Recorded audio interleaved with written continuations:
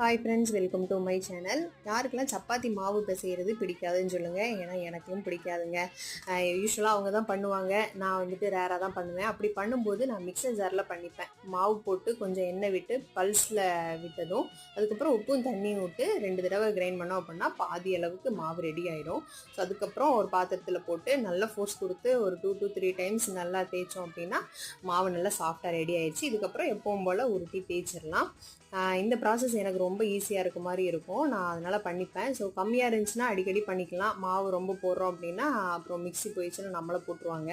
So மாவெல்லாம் போட்டு தேய்ச்சதுக்கப்புறம் சப்பாத்தி போட்டாச்சு. இடையில ஒரு குட்டியாக ஹாட் சப்பாத்தியும் போட்டு பேபி கையில் கொடுத்தோன்னே ஹாப்பியாக சுற்றிட்டு இருந்தாங்க. இந்த சப்பாத்தி பார்த்தீங்கன்னா ரொம்ப சாஃப்டாக வந்துருந்துச்சுங்க. ஸோ சைடிஷ் பார்த்தீங்கன்னா இதில் மீல் மேக்கர் கிரேவி தான் வச்சுருந்தேன். ஸோ சாப்பிட்டு டின்னர் வேலையை முடிச்சாச்சு. இந்த வீடியோ உங்களுக்கு பிடிச்சிருந்துச்சு அப்படின்னா லைக் அண்ட் சப்ஸ்கிரைப் பண்ணிக்கோங்க. தேங்க்ஸ் ஃபார் வாட்சிங். Bye friends.